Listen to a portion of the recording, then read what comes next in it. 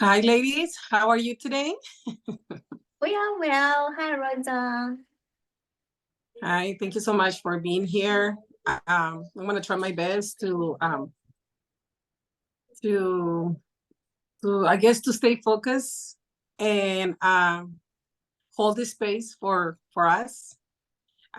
This is very like to me. This is a very intimate time and intimate place for us as females to feel comfortable in sharing.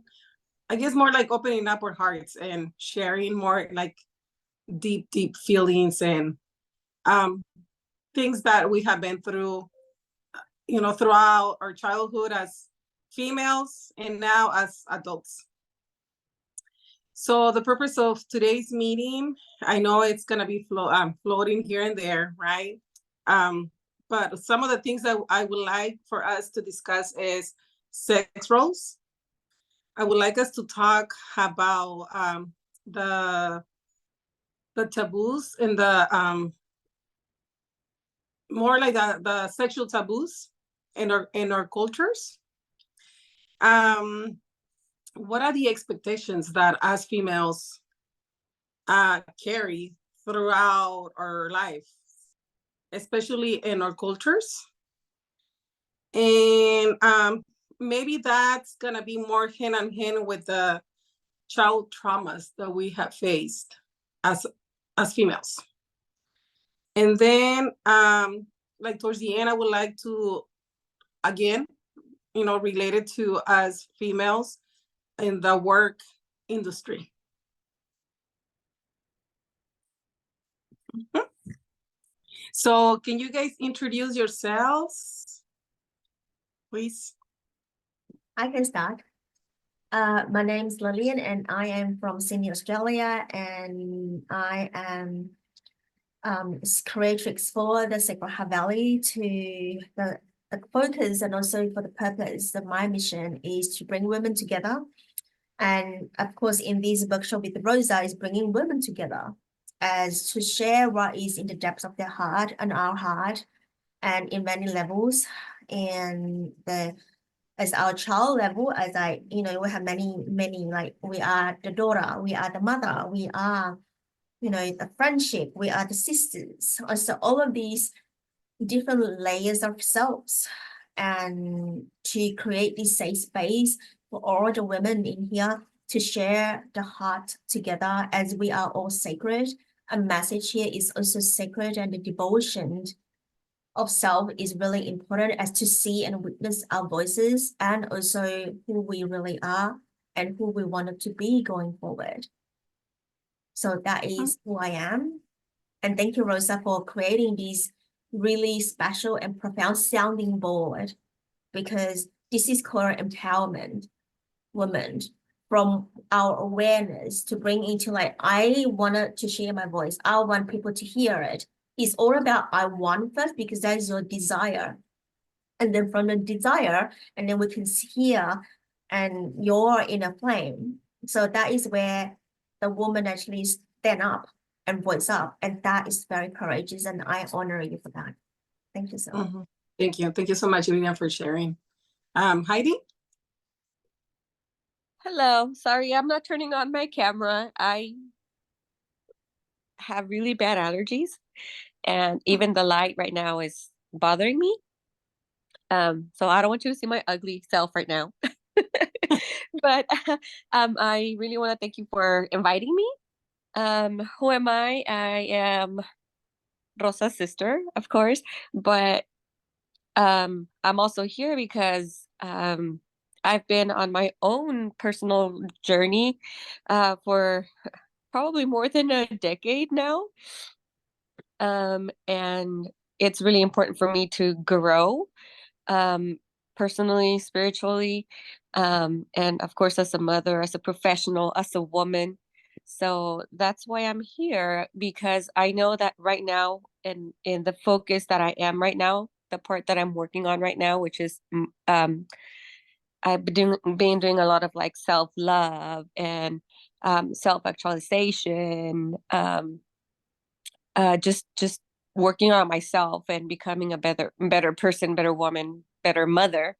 And that I know that is leading me elsewhere. So I'm pretty sure I'm getting ready to like another area of this lesson of life that I'm going through. So my mission is moving forward. So I know I feel it. I know this is going to help me with that. So thank you very much. Thank you so much for being here. Well, Heidi and I, we've been sisters forever, but we also have a really good, a very strong relationship. We're sisters, but we're also very close friends. And I can truly say that our love for each of us, it's pure. And, you know, at times we all go through phases of where sometimes we take things very personal, or, you know, and we stay away from each other. But regardless of anything, we always come back to where we belong. Yeah. So as I said, you know, we grew up together, and I remember being a child and always following other people's expectations, always trying to please others and putting myself at the end all the time. And that's something that I'm working on right now, because throughout my life, I've been doing the same all the time. I remember one time, you know, some of the things that we share here are going to be very profound, and it might bring tears. It might bring some other emotions, but I think it's the importance is that we, you know, we work on that. I remember this lady, she asked me if I could do something for her. I don't remember what, but she sent me somewhere to bring her something, and I did. And then she gave me money to buy me some candy. But the daughter wanted the candy that I had purchased with the money that I worked for. So the lady turned around, she looked at me and she goes like, just give it to her. So I gave away my candy. And that's one of the, you know, like things like that happened through me throughout my childhood. Always. And I think now I understand that I allow people to take my things away because of the fear that maybe I was going to be punished. I was going to be rejected. I tried always to fit in. So now that I am an adult and I see things differently, I can surely say that my inner child was always hurting because I was allowing others to take advantage of my good heart. And I think all of us have gone through these things one way or the other. And I also can say that, you know, like to me, it was kind of like I grew up very fast. No one gave me that role, but I took the role of like the protector for my younger sisters. And to this day, I feel like I have that role, but I take it with a lot of pride and love, because that's me. That's part of my personality, taking care of my people, protecting my people. Yes. And then regarding sex taboos, I have never seen my parents kiss or hug. And I think it has to do with maybe culture, maybe being always appropriate, especially in front of the children. I really don't know. But I don't want that. I decided not to go through the same, like, or follow the same perspectives or the same patterns. I want something different for me and my kids. I encourage them, like I want them to be better, to not be like what I am. I feel like I'm giving them the tools to, to form really good human beings. But at the end of the day, I want them to be their own person and take their own decisions, and then take their own risks. Do you guys have anything to share? As I said, like hopefully everything flows and we're gonna be like sharing things, and then maybe another topic is gonna come up.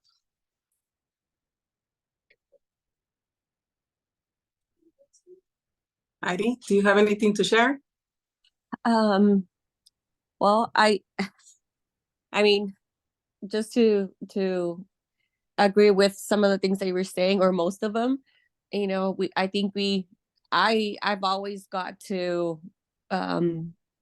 feel like you take care of me, right?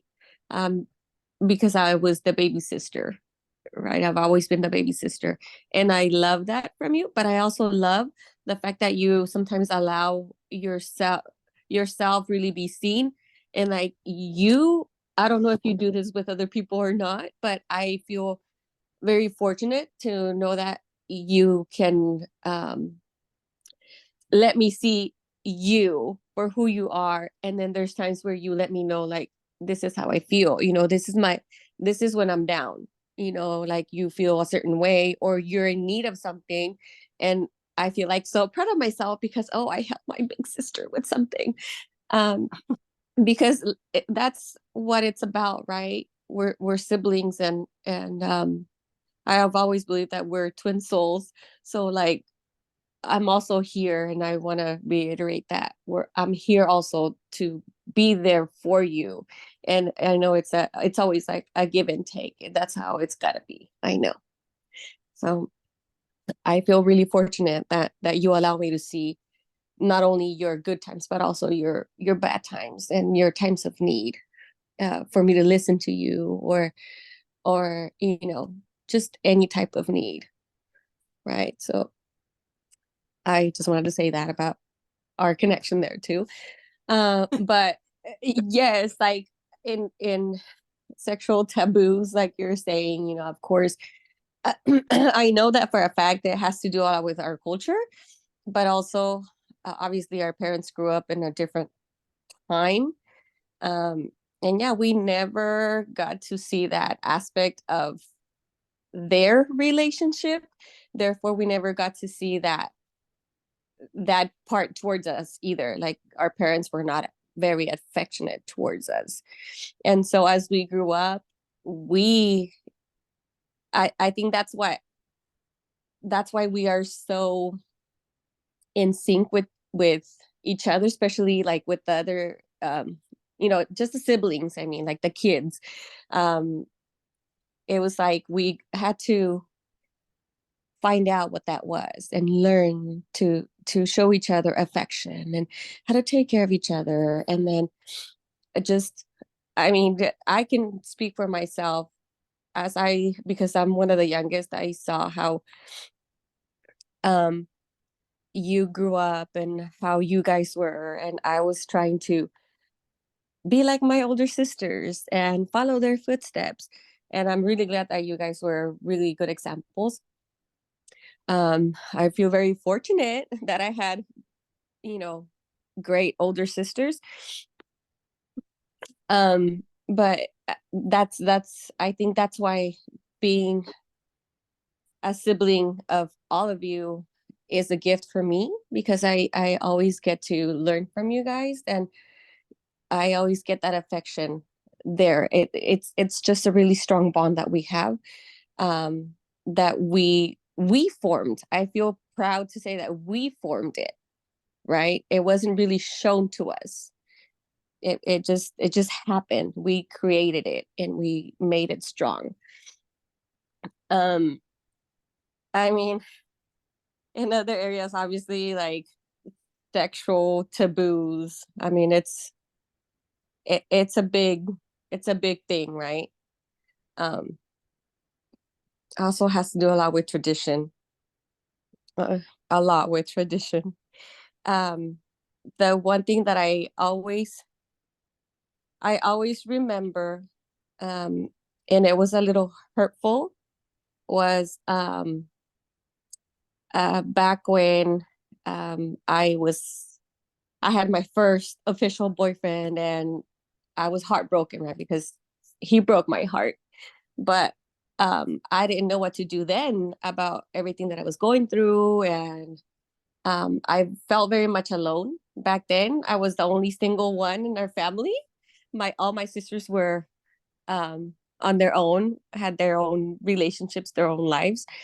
So I felt ever very alone and like I couldn't talk to anybody. And so my mom was the only one there, but I couldn't really talk to her either. But I do recall one day that I just kept crying and I just kept crying. And she just told me, stop crying already. There's a lot of men out there, blah, blah, blah. And then I had never talked about my sexual life, especially not with her. It's really hard to bring up that conversation, right? Especially when it's your mom. So I didn't say anything, but I guess she kind of deducted, right? And she was like, oh, well, why don't you just marry him? You should just marry him. And it was hurtful because I thought, am I not worth anything? Are my feelings not worth anything? You know, I just felt very devalued.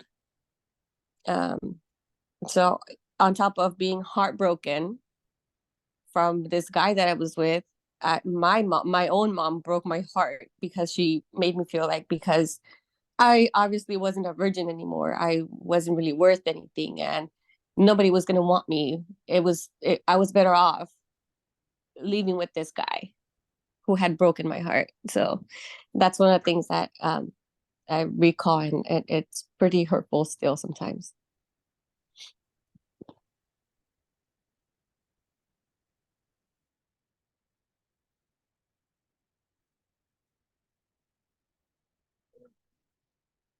Yeah, and then once again, you know, culture, expectations, sexual taboos, all of that. And as women, you know, we have to go through that, and that's why we need to break that chain. We have to break it for our future generations. You know, like something that I can share with related to that. When I got married, like since I was a little girl, I was always with this goal in life. One day I'm gonna get married and white. I'm gonna be a virgin. I wanted to do everything because that was part of the tradition, and I did it. I struggled so much. I went through so much, and I followed through with my dream of getting married in white and being honored to wear a white gown, because in our culture it's like, if you're not a virgin, you should not be wearing white. You should be wearing like a light colored dress or something other than white, because white represents purity, virginity, that you're pure. And but then later on, when I got married, I want to say maybe 2-3 weeks later, the father of my children became very abusive. And, that was the first time that he started physically abusing me. And it was like, what happened? Like, I wasn't expecting that. And that abuse continued, and it just escalated. And like in my mind, I was like, why? Like, I grew up with this mentality of maybe having a perfect marriage, a perfect family, where the guy was gonna be protecting me, and we're gonna be happily ever after. But no, that that disappeared within 2 weeks of getting married with this guy. And sometimes I would say, like, why? Like, I did everything so right throughout my life. I try to behave as the best I could be, the best daughter I could be, the best sister I could be. Like, so many unanswered questions. And as you said, like, my heart was broken. I was broken for years until I decided just to leave that relationship.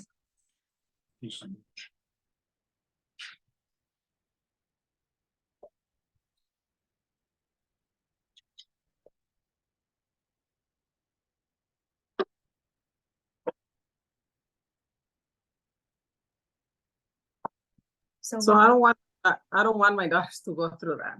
I don't want that. I don't want nobody to go through that. And we need to change that for our own daughters, for future grandchildren, I truly can say that it depends on us women, us mothers, to raise good children, good males as well. Because what the kids see at home, that's what they're gonna carry on.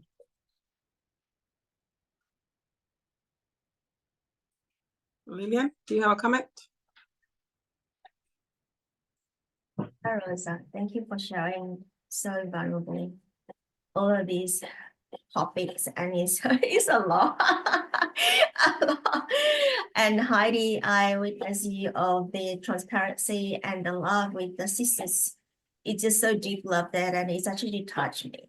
As I'm the eldest in the family, I have siblings, like my sister's 2 years younger, and my brother is another 2 years younger, like 4 years younger. And that's it, 3 of us. But I guess I have to start with the sibling, as although me and my sisters is only 2 years apart, but we never been as close as heart. But I know that from when we become adult, like let's say 30s, in the 30s, then I was joining one of the one of the multi-level marketing businesses when I was pregnant, or actually had a baby.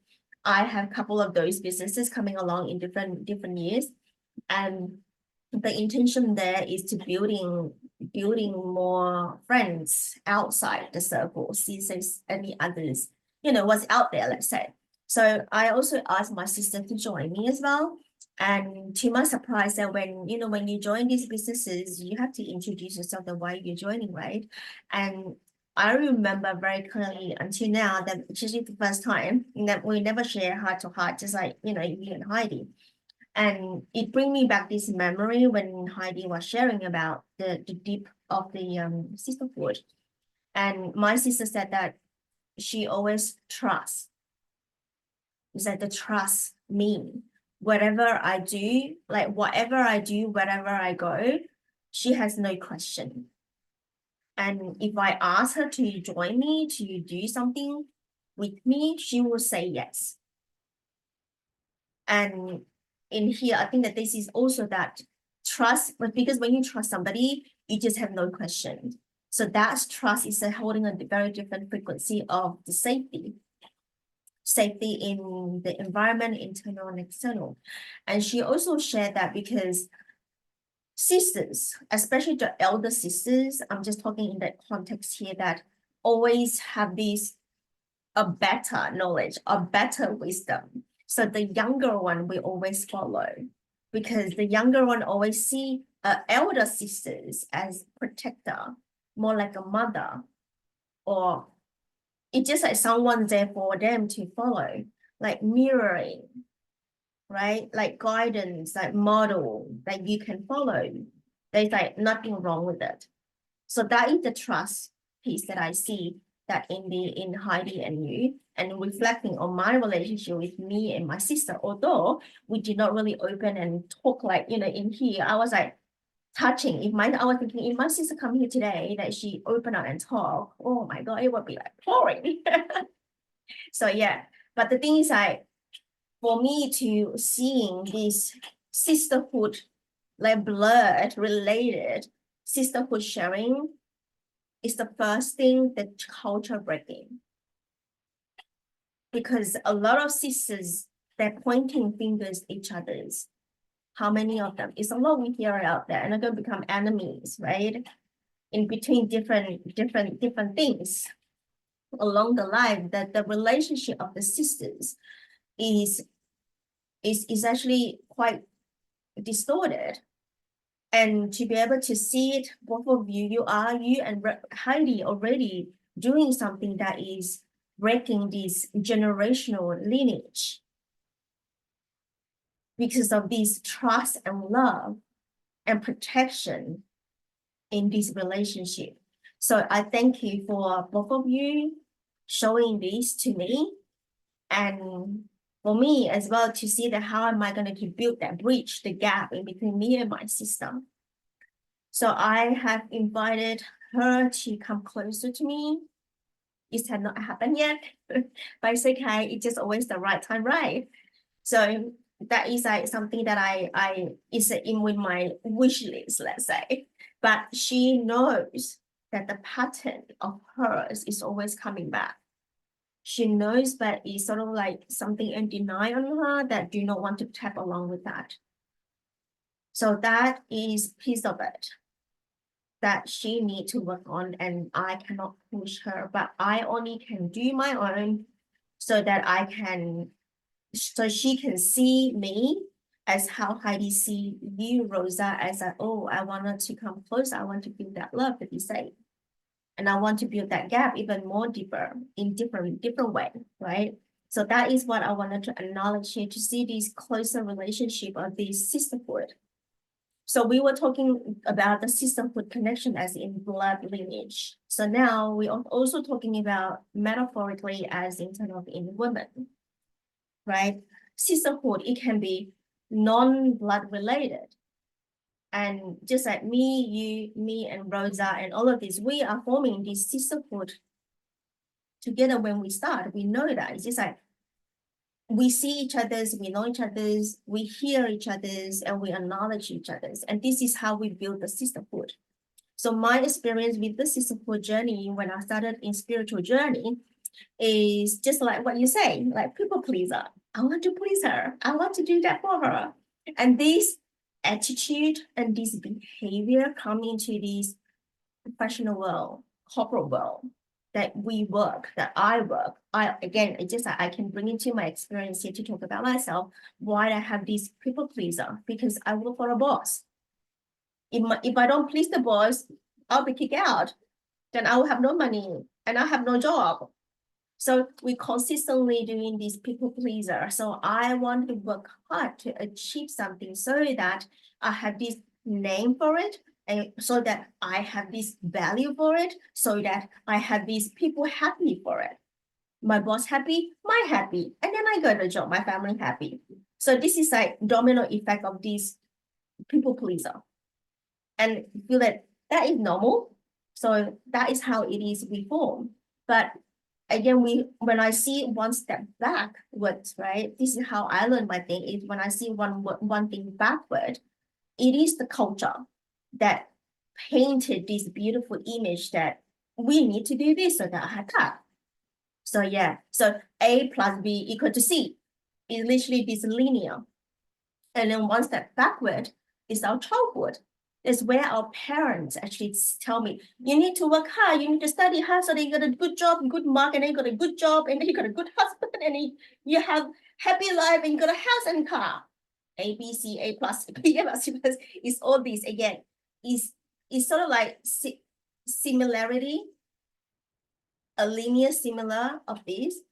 And why am I tapping into that? Because for me to come into this today, when you guys share, I can see this like compassion in here, because society is society, culture is culture.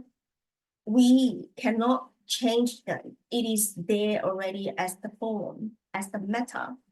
And it's only for us, for me to come here to witness that it doesn't make sense.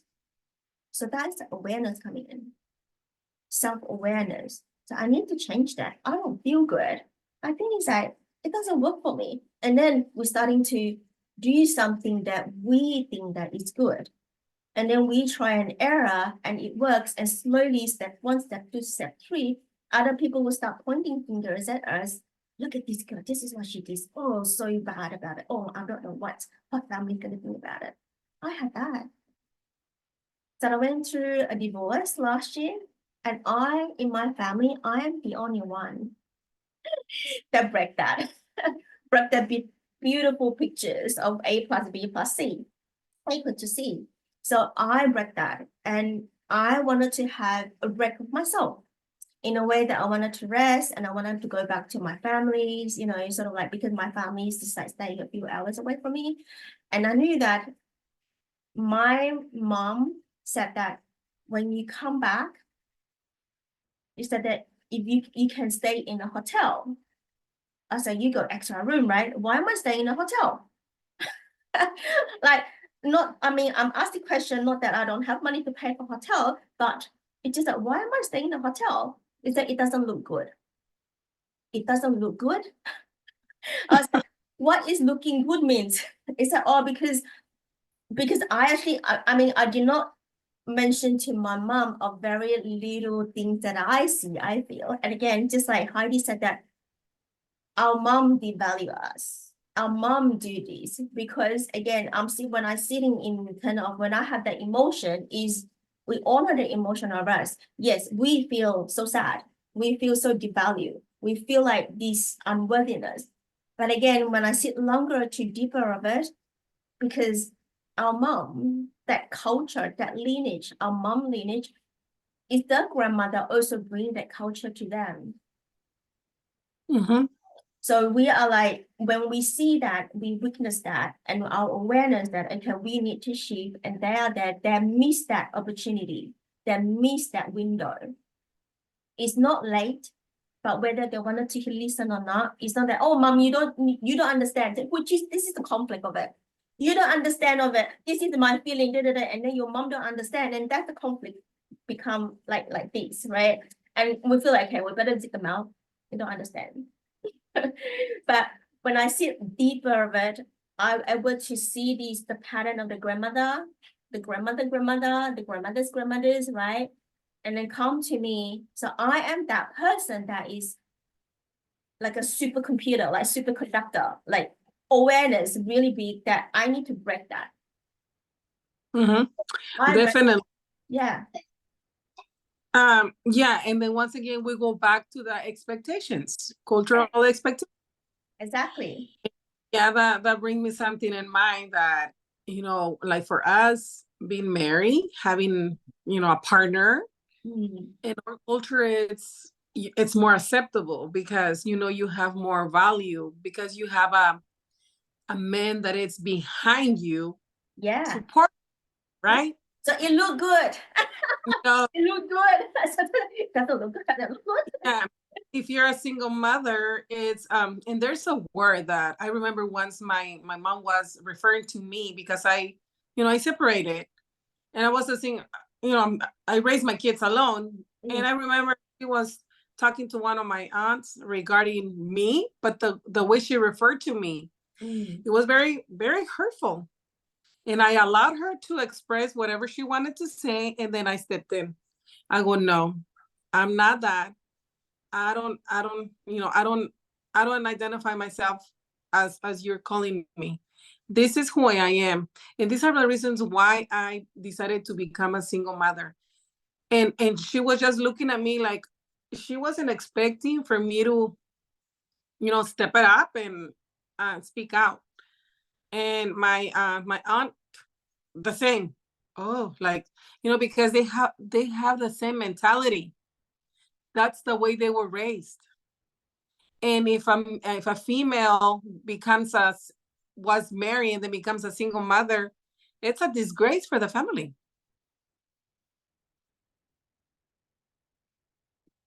So and that I think that we carry that from generations to generations, because if we go back, I can say that my mom went through the same. I think my father was so abusive in different aspects, but she wanted to portray this image out in society. And I think and I feel, because my sisters and I, we talk about a lot of things, you know, the patterns that we see in our parents and things like that. And one thing that we can say is that my mom, she had so many children, because one time I was meditating and I was able to connect to my mother because I was trying to develop a better relationship with her. I had so many questions. So I remember that time I meditated and connected with her soul. We were, you know, I was able to see her when she was pregnant with me. I was experiencing the feelings that she was going through, the emotions, all these, you know, sadness and physical abuse, all of that. And one thing that I learned, and I think that's how that helped me be more empathetic with my mother, it's that for her, being pregnant was to show society that someone loved her, that someone cared for her. So that's why she had baby after another baby and after another baby. Even though my parents were not together, because my father, he used to migrate to the United States for, follow the harvest. He would go back, got her pregnant and come back, and the same. It was a pattern. So if we count the time that they were actually together, maybe few years. Now we see them because we all grew up. They live alone. And I remember when none of us were around, meaning like nobody was living with them anymore. I can tell the difference how they interacted among themselves. It was different. And I feel like my mom, she couldn't find herself. She had a hard time adjusting because no kids were around. In a way, and I remember that growing up, my mom, whenever she would get into an argument with my father or having some sort of disagreement, she will use us like, oh yeah, your father this and that and that. Oh la la la la, like like just to argue with him. But now the no kids were around, it's just only him and her. The dynamic is so different. I think this is the time that they're learning how to be a couple, a marriage. It's just very interesting. Yeah, I definitely can connect with that when you talk about the couple, like reconnecting again. So I have 3 kids myself, like I have like 17, 15, and 4. So the first two when I had the first two, right? So we were busy. I was not too young, not too old, like the right age to have kids, right? And then we were very busy in a way that we have a lot of things on. We have a lot of we create time for families and never have to. I mean, my ex-partner and I, we had once a month, we do anniversary every month. That is I created in the beginning so that I can go out, or I can go out with him as internal, like husband and wife, a lover together, and honoring that time. But whenever we have this dinner together, we always talk about kids and talk about work. Like he talk about a lot of work, and I most of the time is the dynamic is he talks a lot. I'm the one that listening a lot. So I also wanted to talk more, but I have no idea what to talk about. And that is something really strange. And also that it's also like professional world have molded me in a way that my job is very secret, like privacy confidential is very high. So I don't really talk about my work. And I don't talk about my friend because he doesn't know much about my friend. And I'm not those people who gossip about like, oh, this person. And again, I'm just not that kind of person. So I become more listener to him. So when you talk about 2-person, like kids grow up and then 2-person together, right? That is where it become really hard. I found it myself, especially COVID time, is also forcing 2-person facing each other's, especially when in the same house, right? And I'm in the room, and we like my office is in the room, and his office, also co-office, is dining room, and in between the door. And can you imagine like at 8 o'clock? I mean, 8 hours just behind the door, we're not talking, and that become like a door. Is only a thin wall of and that get me thinking like, what have I whether I definitely know him to start with in a way that we had our relationship was really very rich before, but I did not know since when that this relationship, like normal human relationship, right, like being what's the word, desaturated, is that what you call it? Yeah, something like that, become like it's just like nothing to talk to. And I felt Mm. that really strange. And I have into a deep healing myself of that. And it come into this, whether it is culture, just like you said, my parents, they're actually very, very close together. They're always together, in and out together. But when I came into overseas to study, my parents my mom taking care of me and my sibling, and they're separated because of the countries. I mean, not separated like divorce or something like that. It's just like my dad will fly and connect to my mom, come to my mom, visit her every 3 months. But again, that is also separated, right? Like different countries. This is like 8 hours away. Yeah. So it's only from the connection from the phone. And I find it really strange I learned again. I relearned how to connect to human. It is very hard for me to reconnect that, which I think that I never share. But I'm just honored to be sharing here, and I've been working a lot with relationship to myself, and coming to last year, like to work on it, like to really experience it and look at it. Why all of these? Why, what, how all of these with another person, with two men. One is the lover and one is the ex-partner. It just in and out of these. For me to zoom in and out, it is a lot of emotion there. So learning from my own emotion of relationship, I actually learned a lot of myself. And today we talk about this culture, and also that I'm reflecting with both your experience, because you and I, we all come from different background, different culture, different countries, different society of bringing up. There is a lot of layers to open and look at it. And it is rich. It's really rich there. That how we actually can self-aware and look into ourselves. So I am still learning, to be honest, like I'm still learning, but a lot of richness of self-learning, of looking at myself, of how I learn it and reflect to our children. Yeah. And you can see very different of my 4 years old and compared to my teenagers, like 17. It's very much, very, very different. And I had to balance myself again. Like, how am I going to be, while I'm parenting myself, I'm also as a parent of my kids of different levels. Yeah. Teenagers, and also like, kindergarten. And it's always reflecting back of how am I teaching this kindergarten now, and my 17 years old when she was a kindergarten.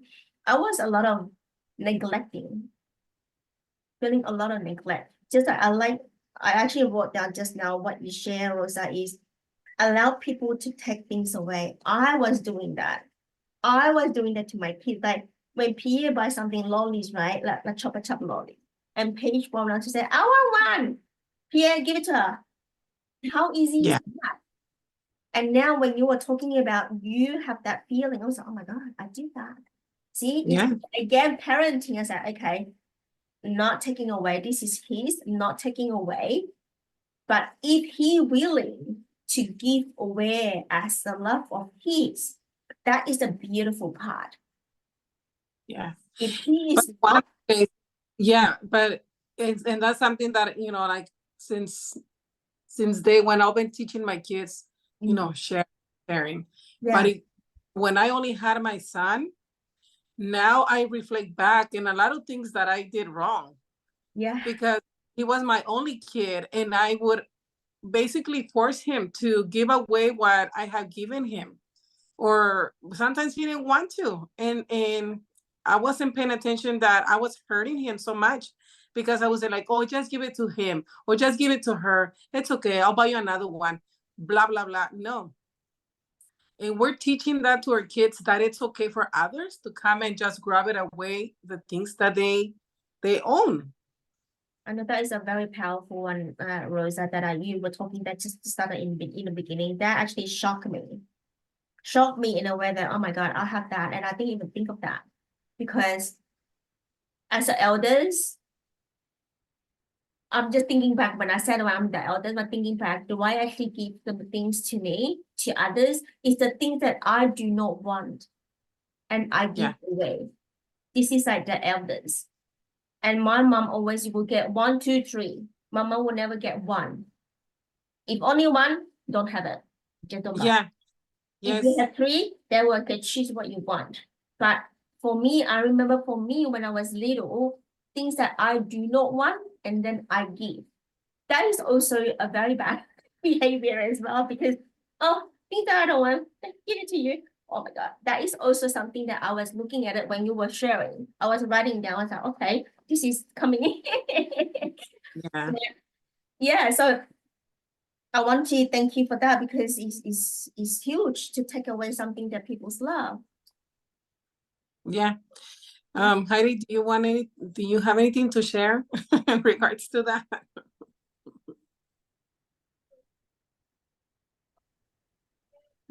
Well, I just remember growing up, we didn't have much, right? So, but I mean, we had to learn to share because we didn't have much. I remember we would we would give each other as we grew up, we grew out of clothes, we would give the younger ones the clothes. So I remember getting my older sister's clothes and stuff like that. Um, Now I remember stuff like that and it's funny, but it really isn't or wasn't. um, but yeah, like I agree, I also would do um stuff like that, especially with my oldest son too. Like it's okay. Like let them play with it. You can play with it later. And he was like, no, like that's his toy. He didn't want to share. So I mean, I guess to a certain point, it's good for them to learn to share, but not definitely give away, something that's theirs. Um, but that's the way we were taught. That's the way, definitely how from one generation to another it's been done, right? um I I just know that, as a mother you try to do the best or as best as you can to, like, personally I give it all for my kids. It's like, um I guess because I don't feel like I saw it from our parents towards us, and maybe they did in their own head Their own way. or in their Yeah. own way. Maybe they thought they did give us their all, but I didn't see it that way. So I've always felt like I need to do this differently. I need to do this differently, and I know I don't make it easy for my kids, but I certainly give them more than I received growing up. Yeah. Mhm. And the thing is that we need to change that because we're shaping our kids. Like, as I'm telling you, like, I realized that I was shaping my kids to allow others to take away their belongings. And that is not okay. And like, personally, I'm having a hard time because at this point, I feel like I don't put up with a lot anymore, especially at the workplace. They can see like when I'm frustrated and I speak up. And I think that I don't know if they get intimidated or I don't know what it is, but they looked at me and they looked at me like what happened? Where this person was? But at this point, I don't care. I don't care because now I see who I am, my work ethic, I know my value, and I speak up. And I think that's one thing that comes to mind, the things that we as females go through in the workplace. So that many times we perform way better than men, and we get paid less. or we're more like more multitaskers, and we do this and that, and we're more supportive, and we do more things because we're more like like the mother figure, blah blah blah, and we're still like we're getting underpaid. We're underpaid for what we do. That's true. I wanted to go back to what I want to reconnect back to Heidi and what you shared, and then coming back to Rosa is Heidi. I agree of what you said, and I see you with that. I wanted to provide everything as mother, because when we have this mother, okay, this is Paige. She has been wanting to show her forehead in and out. So let me show her forehead so that she can be pleased with that. So this is her. Did she Oh see? my God, what happened to you? What happened? Do you want to share? No, I want you to say. Why don't you say what happened to you? Where were you when this happened? I want you. Okay, she want me to share it. Okay, I share. So when we were in the park, in one of the Camellia Garden, which is a big garden that we went just now, and we went and feed the duck, right? And she saw a group of duck, and she got so excited, and then she ran. And then she tripped over, and when she tripped over like this, and then somehow it's a reflex, and then boom, like the whole forehead knock on the floor, the concrete, and I could hear it. And then she started to cry, isn't it? And then what happened then? I got a band. You got a bandage, and then is it a big one, right? And bleeding as well. So that's it. She wanted to show there. And what did mommy do? What did mommy do? You remember? No, remember? Your mommy say language on your forehead. And then do you feel good, better? And then the mommy, Thank you. you feeling safe? Mommy hug you very tight, yeah? How you feeling now? How you feeling now? Great. All right, you ready to go now? Okay, there you go. Bye-bye, Paige. Here you go, yeah. Lillian, Yeah. did you spank her and then tell her that next time she better take better care of herself? I just said that. I just sort of like acknowledged her that I know that. I said that you saw the dog, you get so excited, and then you wanted to run. I said that is a normal feeling, because when you get excited, you forget everything, right? You just wanted to run. And I said that you have to see that where your environment is, like the floor is not the pathway of the garden is not straight. And she tripped over, and it's normal that when you fall down, the head knock, and the injury here is also, I just said that is normal, because when you fall down, this is you hurt. You get hurt. So when you get hurt, it's either arm, leg, or head. So yeah, and that is why I said you got this. And she said, but it's painful, right? I said the pain is real because it's bleeding. You open the skin open, split open. I said the bleeding and the bruise is real. So that you remember that when you walk, you just walk, you don't get to run, and also be aware the way you are. So yeah, so that is how I show her, instead of just blaming her. I told you before, you don't do run. Like, I don't really do that anymore. I used to for other kids, but I guess that is for my awareness of my learning of my inner work. It has shifted the way that I communicate to the kids. And I also use that, when I hug her, so that, when people fall down, they feel scared, right? And it's like, for me, you look at her, it's just so fractals. And I quickly hug, and she feels safe in her body. And heart to, like, body to body is heart to heart. We mother and daughter connected. And I started to say light language, and then the heart is the vibration of the healing heart to her. And then she able to receive that, and then she calm her down straight away. And then with this, which is external, like, hang on. Yeah. So it's external wounding. So we just use our energy healing, just do that. And then she will say that I feel better now. So it literally is not the wounding feeling better. The wounding is still there, external, but the inside is this nervous system is calming. And she found her safety inside again. That is the part that I need to nurture that. So that is me, which is doing very different. Instead of, I told you this. See, you're not listening. See what happened? This is like blaming, you know? Yes, you're I'm blaming. yeah, it's teaching, yes, but it's like the controlling and the way of blaming, that is what the kids hear. They don't hear your content. They hear my mom is angry. Yeah, Yeah, darling.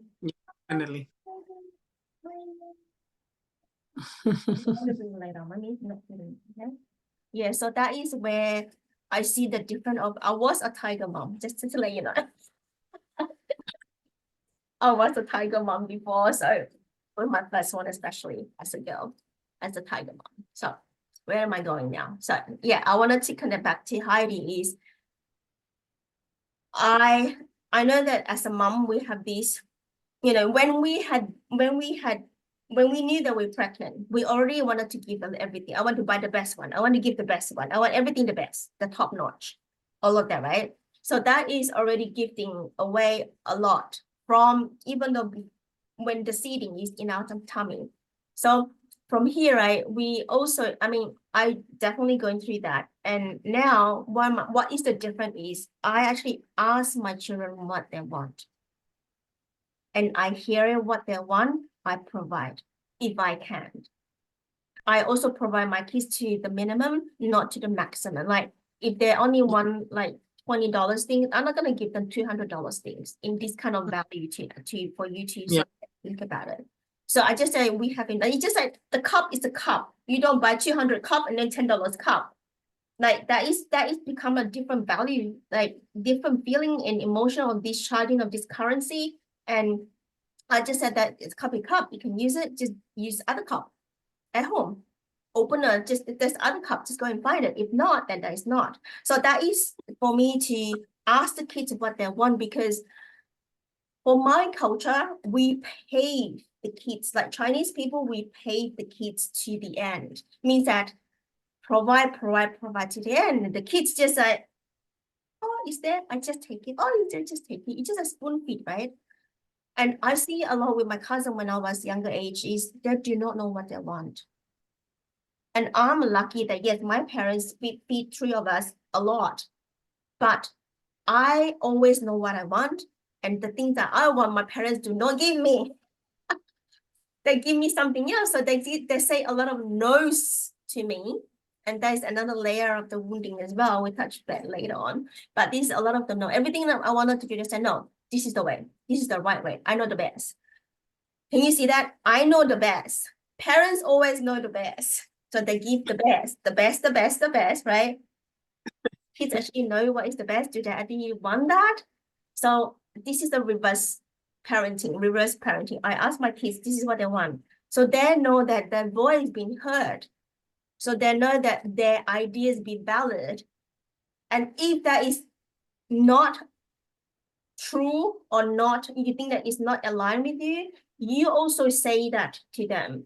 This is what I think. So they get to think of this is what my mother thinks. And then they will say, okay, this is what I'm going to do. So they will readjust that themselves. And they're like, my kids are thinking. So for them to spark their creative ideas, I find it that I only come into adulthood, my creativity sparks. Other than that, this brand had been very dead.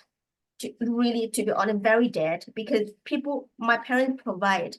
I don't need to think, right?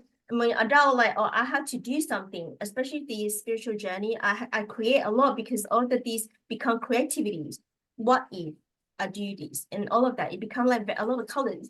So paint the kids, give the kids a lot of colors by their own colors. The colors is already very beautiful. So just like Rosa said, our parents always give us these things, right? And it become monotone. Black and white. I can see it black and white. You either good or bad, and good and bad, and good and bad. It's very linear. So I teach the kids like kids now like this. And of course, my other half, my partner, it become very separated. Yeah. There's also the gap for that. So I found it Mhm. that also for me to work into a relationship, how to connect back to him is very hard. Like kids in the middle, it doesn't parent. Our parenting is very different. So it become like, yes, he has his culture. I have my own thinking now. It's not from my culture now. I'm breaking the culture, but he is following this culture, his culture or where he brought up. That is also where the relationship crack, literally as well. So when people ask me that, oh, what happened to you and your, why divorce? I literally do not know. I mean, of course I know. I cannot explain to them like why we like separated. I just, so that means that I don't need to explain. Why do I need to explain? And I don't need to tell people that, oh, you know what, by the way, we are separated. I don't say that. Like, not a lot of people know that. First, I don't need to share that as people don't ask me. Second thing is that I don't need to explain to people that why we're separated. Do we actually need it? Not really. So I just keep it, it's not keep quiet until you interested to know. You ask, I will share. And again, it depends on how am I gonna share it. So yeah, so that is as well like parenting a cultural wise of parenting. And now I have my own breaking myself of these non-cultural but my own value by really asking our children to parent themselves. So yeah, that is that is the breaking point is. So I encourage you to also to ask the kids of their opinion. Yeah, definitely. Mm. Okay, so let's Heidi, do you have anything to share?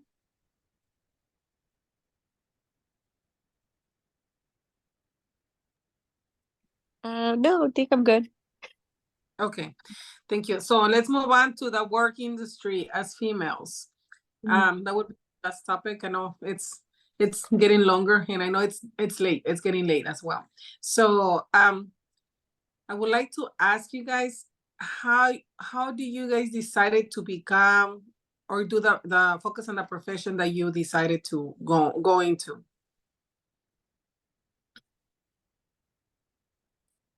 Like for next step or Yes, like for example, when you were in high school, how did you decided to become, let's say, social worker or like you know what I mean? Like, okay. what made you decide your profession?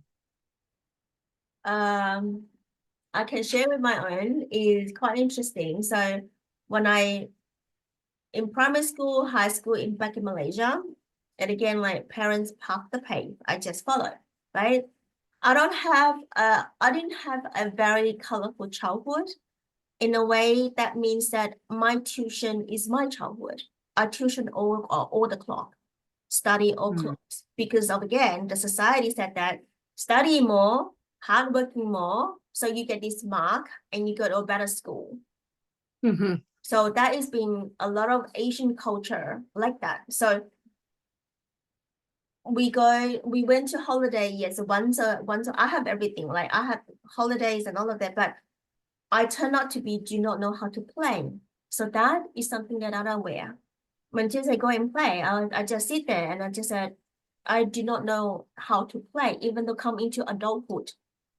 When the people started to asking like, just play and like creative play and dance and all of that, I don't know how to do this. Like I literally do not know how to do it.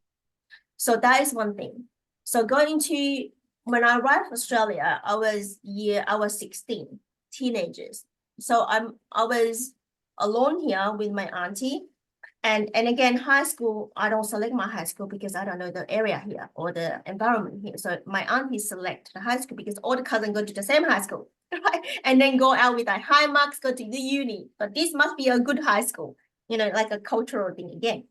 And Yeah. nothing bad about it because it's a valid like outcome is that everybody go to uni. So of course my mom also put me there, and when go to the last year of high school, you had to select the subject to go to uni, right? But the thing is like when just like the school will ask me, you just select your best subject. So you're very skillful with that. And what would you like to be when you go to society? I don't know. I said, I just wanted to hear that my mom want me to be a doctor. Like my mom want me to be a doctor. Exactly, exactly. Yeah, my parents want me to be like that. So I will work hard to be like that. So that was my mindset. But when I wanted to say that, when I had this mind thought, when I said, and when I wanted to communicate to the counselor, which is the school had this counselor, academic counselor, I stopped. I was like, then what I want to be then? And I actually have no idea. I Google a lot of what I want to be. Obviously, like I don't know why am I doing it. I doesn't really read that much of these. Like I just don't get it. I was seeking what I want to be. So I was like, you have these certain marks to go to the uni, you study, and then that is where your profession is. So I study so bloody hard. I did not get into the things that I want to do. I want to become a like the uni, the course that I want to do is computer science. And that year is still really high until like 95% entry to uni. Of course, I can't be 95%. My mark is 76%. I was like, I don't want to disappoint my parents. My parents wanted to become a doctor, maybe like a medical or science fields, right? But I'm really good in computer. Then I look at the book, you select the course of the book. And I was like, I was pleasing my parents so that my auntie will not go chit chat to other people. It's so much to think about, so much influence until I don't know what I want. I have no idea. So 2 times I select, first I failed, didn't get into any uni because all my 10 listing, all 90% above, obviously. You're not going into unit. So I can go round 2. So when I go round 2 in a short, I go lower, the mark lower. I go to from 50 to 80, that kind of range. And I got really unworthiness feeling because I did not tell my parents. I go second round. And I did not tell my auntie because there would be a lot of chat. So I got into something that my parents want. So my parents feel proud because my parents spend lots of money. And it's something that I don't like. So went into the applied science, health information management. I was like, oh, a little bit of computer there. So yeah, so I study again really hard and get out. Enjoy it or not, I don't know. I just want to pass all the subject and get out of uni later on. And then I went into a workforce. And I was like, okay, when I graduate, what can I do with this course? And the thing that I went to do is all in a hospital. So I went into the hospital, I got all the abused and bullied, and I get out of the hospital. I said, no way, I'm gonna go back to the hospital. And now I'm myself. Like I don't influence my auntie anymore, not my parents anymore. I get out of everything of what I'm studying. And I got lost. I got so lost. And you know where our direction is? I wanted to apply a job that is the top pay. Because I'm a uni student. I got certificate. I got graduate, right? I got this paper. So that I know that I'm gonna get a really good pay. Nobody tell me how else I will feel like. And I never worked before. So I learned the job in corporate world. I learned it in different way. Rosa, it's not a beautiful path. I got bullied again in the corporate world. But I stand up and talk to the people using my work to say that it's their work. Yeah. And I go to the manager's room and I knock on the door. I said, this is my work. And I can tell you every single word that I write that in front of you, I can say everything, all the word. So again, I was so young, 21. In Asian country, you don't see any of the female that is stepping out, said that, just like you said that I say my truth. No. It just be quiet. It's okay. Everything is okay. It's okay. Everything is okay. Go underneath the carpet. So with the direction is self-navigate is really hard in a way that you get blocked all the way. But I think that I do have this courageous and brave. I've unblocked everything. And my parents, no support. My parents said, oh, my daughter is in this corporate world in Australia. That's it. They do not know what's The inside. thing, yeah, Yeah. So that is the culture and cultural wise that to please my parents, so that it's worthwhile that I study uni, so I got a corporate job, I got a good salary, even though it's a very base pay, but it's a good salary for conversion to Malaysia dollars, right? So that is Yeah. again expectation coming in. It's a lot of expectation. I was literally tired, so tired. So yeah, very, very tired of that applying job and all of that. But I was a little bit lucky that I got a job immediately and very fast. But self-navigate until when I'm a little bit mature, then I know what I want and everything just line up. So that is the middle way is very chaotic. So yeah, Yeah. people pleaser, parent pleaser, because we just want our parents to be good. Yeah. Yeah. Because there's Thank a lot of comparing in the parents' world. There's a lot of comparing, like uncles, aunties' world. Also a lot of comparing, right? Like, oh, he is so good, and just all of that comparing, it can be very, like, very hurting. Yes, Very, definitely. very hurting. So yeah. Yeah. Thank you so much for sharing. Mm. Heidi?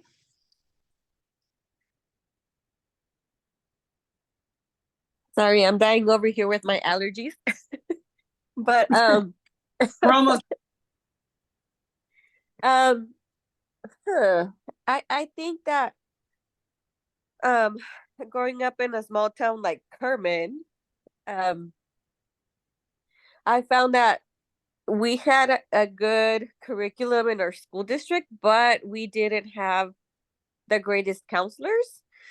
We did have good teachers, and I remember, my elementary school teachers were so, so good. I can only remember uh probably a couple in middle school, and then another couple in high school that were really good and really motivated the students to make a difference and like do something for the community, right? So I myself started feeling like I need to make things different, right? So that's how I decided that I wanted to be. I knew I didn't want to be a teacher because I didn't want to deal with all those kids. We were mean. Kids were mean. I didn't want to be a teacher and deal with other people's kids.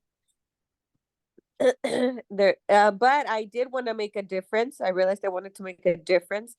So I knew I wanted to go into like um school counseling or like um school psychology. It was in college when I fell in love with psychology. So I was like, okay, that's the route I'm taking. It turns out I do have a bachelor a bachelor's in psychology and a minor in Spanish because man, I'm so good at Spanish. But just kidding, I just had all the credits. I just had all the credits to claim a minor, okay? But I didn't pursue a master's or a doctor's degree. Um I was actually in the sort of planning stage of like possibly going back to school when I realized I was pregnant with Max. So I knew I wasn't going to be able to do it. So I said it's okay. I can still, sort of make a difference and look, where I can go, what I can do. So um I've ended up doing a lot of like social work stuff, like case managing, community organizing, and I realized that I am making a difference. I don't need a master's degree or a doctorate's degree to like make a huge impact. Um, yeah, I mean that's what kind of motivated me to go into this. I just want to see better services out there for the families, for the kids that actually need that support, that opportunity. Um, growing up, you know, us, we didn't really, um, our parents didn't know much about school, college, all these things, but the one thing that my mom did really well was to say that school was the way to success, right? Stay in school, do well in school, and you'll get far. You'll get somewhere. So that's one of the things that I do appreciate from her. Um, we always worked, so we didn't do much extracurricular activities, and if we did, it was just hard. But we still kind of tried. We were stubborn. I played soccer and I had very sleepless nights, but I was happy. I would still go work in the fields.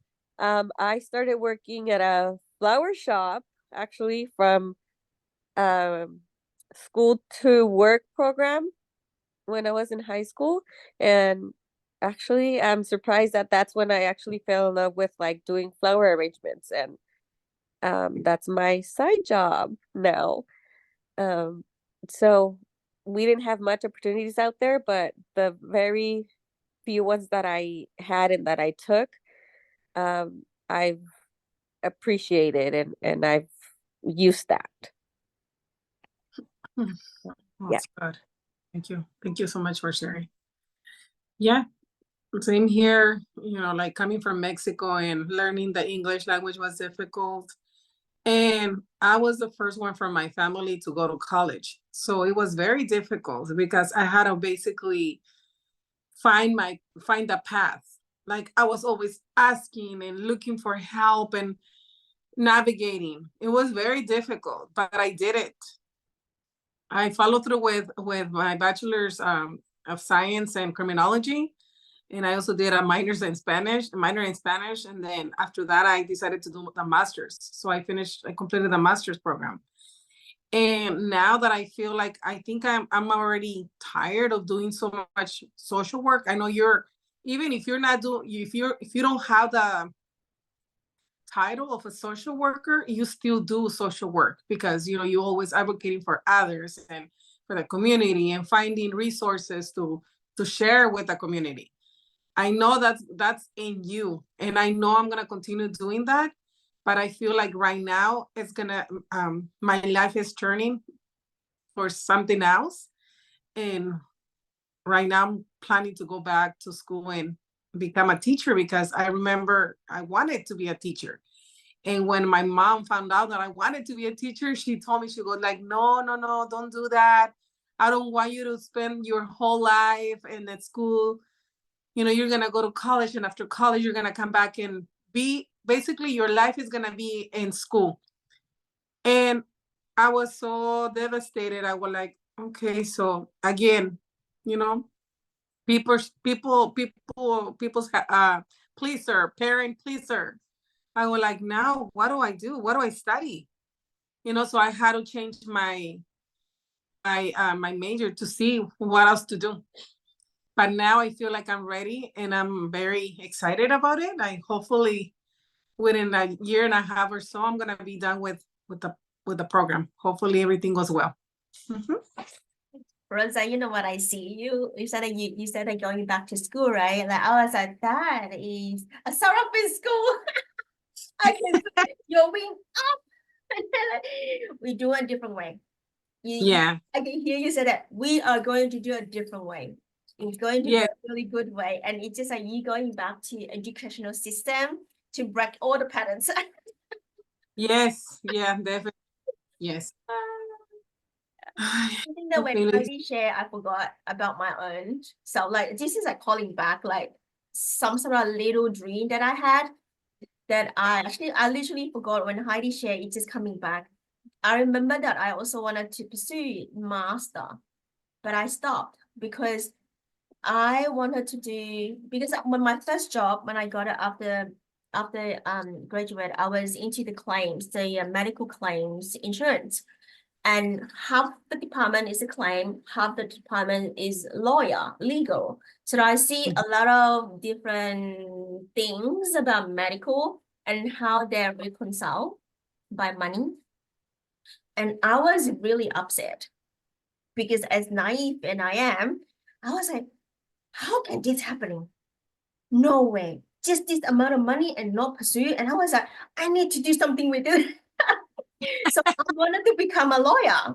I wanted to become a lawyer and I want to become a medical lawyer. And then one of the lawyer, because I was reading, researching, it's so hard. I feel like it's really hard. Like study is also hard. The get in also really hard. Then I started to talk to people. Started to talk to the people that I can relate with. So one of the guy is a lawyer, and I said that, how do you become a lawyer? Straight away, how do you become a lawyer?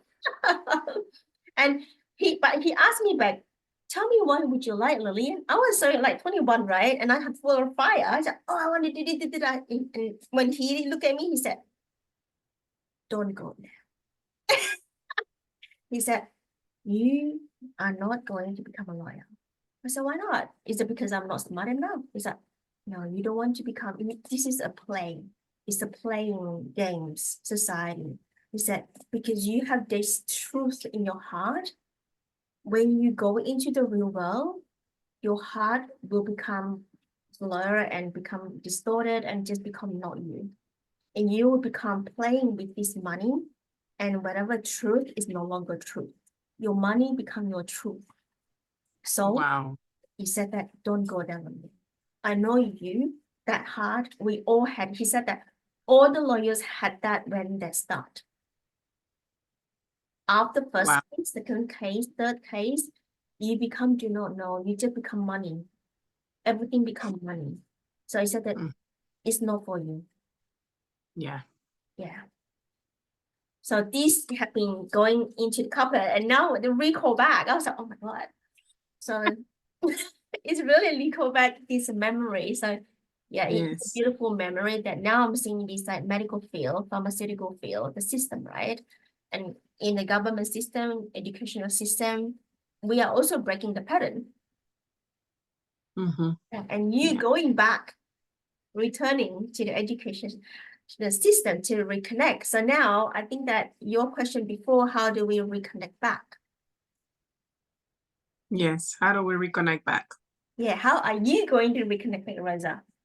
Oh, I have so many things in mind already that sometimes I don't like, my mind goes on and on and on. I'm like, okay, you need to stop. You need to stop. I have to like ground myself a lot because I have like so many things in my head, like plans and programs that I would like to implement, things that I can do.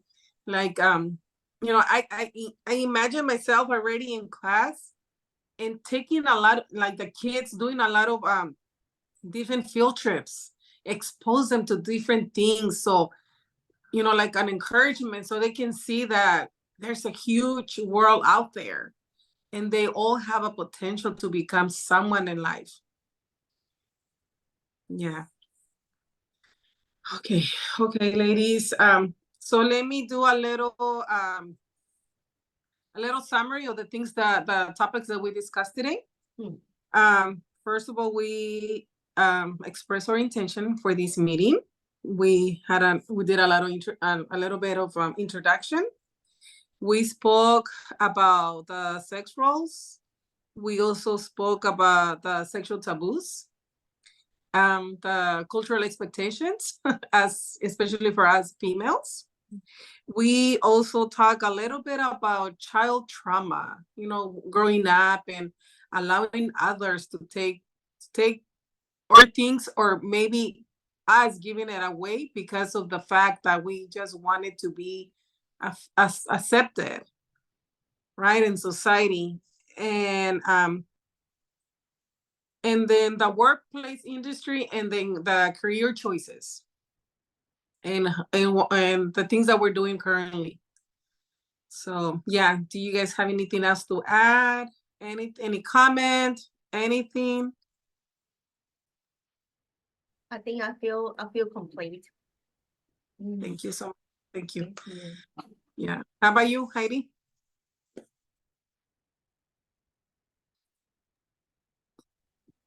I feel good. I feel very thankful for being here, being part of this today.